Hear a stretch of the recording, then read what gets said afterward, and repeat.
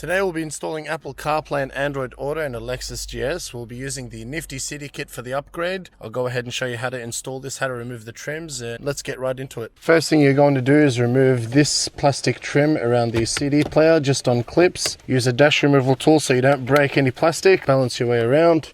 There we go. There is a connector at the back of the quick start button. At the bottom of the head unit there are two screws that you need to remove, just there and on the other side as well. Once you've removed them, you can go ahead and slide out the head unit. Once you've removed the two screws underneath the head unit, you can go ahead and pry it out. And there we go. Just put a cloth near the transmission area so you don't damage anything. But once you've pulled out the head unit, you can go ahead and work your way around the air vents with the dash removal tool. It's just on good clips. Work your way around, balance it out, and then pull it all out together just like that. There will be a connector for the clock. Two connectors at the bottom.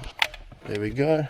Just like that. You need to tap in a few things. You got the huge pin connector and then the other two connectors that you need to tap in from behind the head unit. And then in order to remove the screen, you'll need to remove the trim around the screen. So there will be 3 screws that you need to pop out, and then this trim pops out very easily. And then you need to go ahead and remove the 4 screws in there, and then you can go ahead and slide out the screen. Once you've taken out the screen, the rest is easy. You just need to daisy chain the LVDS cable with the factory one, and then you need to connect the screen cable from the main harness and daisy chain that with the screen as well.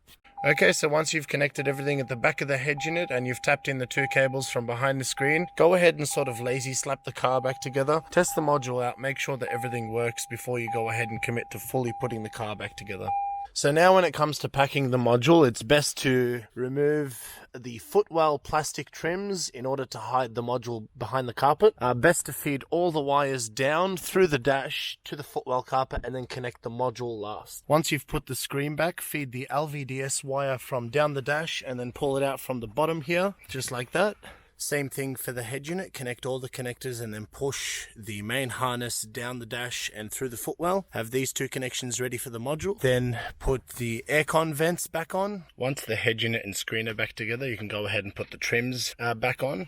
So the screen trim and the trim for the quick start as well. Let's go ahead and do that. Then we can safely pack the module at last and put back together the trims of the car. And just like that, you can pull back the carpet, connect all the wires to the module. You can go ahead and either bring out a USB input to the glove box or you can bring it out to the armrest.